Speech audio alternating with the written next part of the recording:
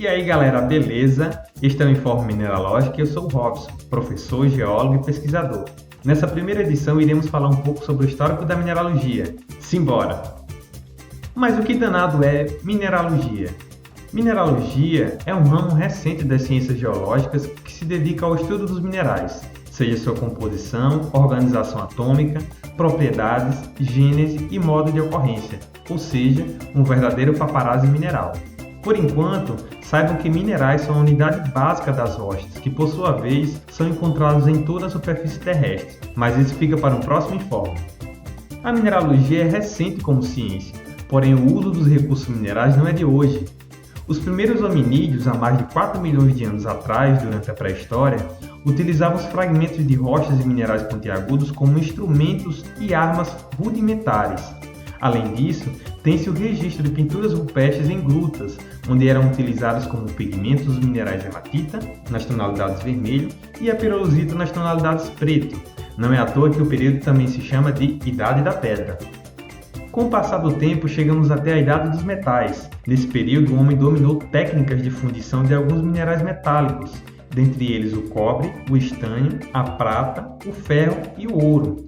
Tudo isso propiciou o aperfeiçoamento das ferramentas e das armas, que acabou por especializar o trabalho, gerando assim uma revolução urbana e, consequentemente, o surgimento das grandes civilizações, como os suméricos, assírios, babilônicos, egípcios, chineses, romanos e gregos.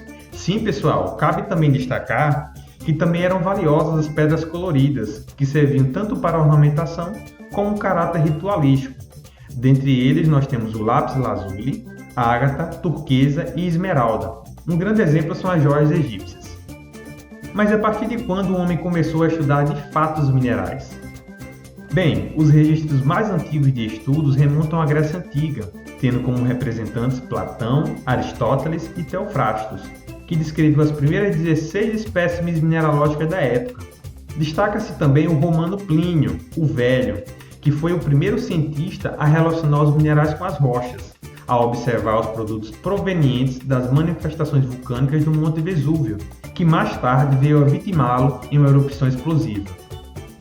Avançando um pouco mais na história, chegamos na Idade Média.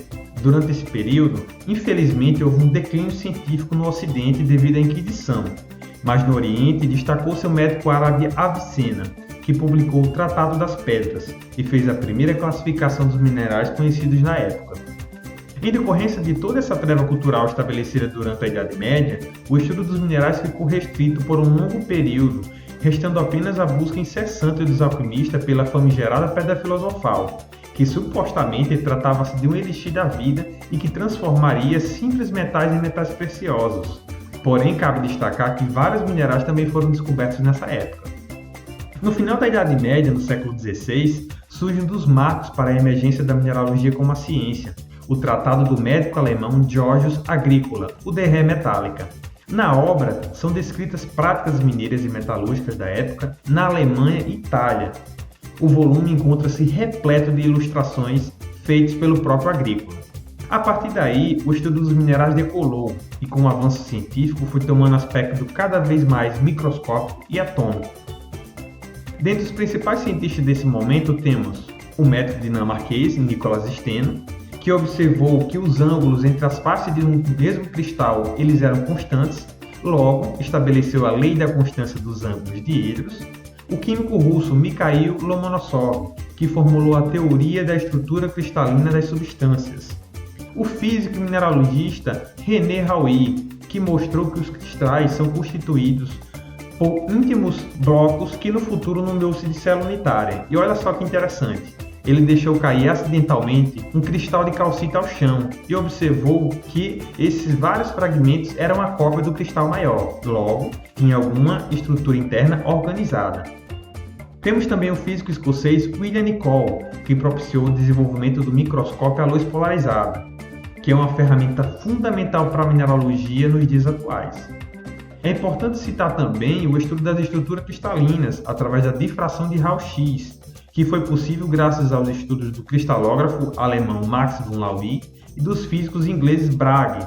Nesse momento, é como se tivessem sido descobertas as impressões digitais de cada um dos minerais existentes, ou seja, uma mesma espécie mineral vai ter os mesmos resultados, seja aqui ou na China.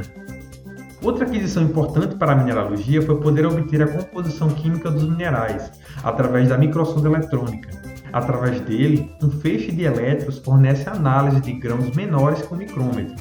Vejam que a ciência dos minerais ao longo da história evoluiu de uma simples observação à vista desarmada para poderosas análises a nível atômico.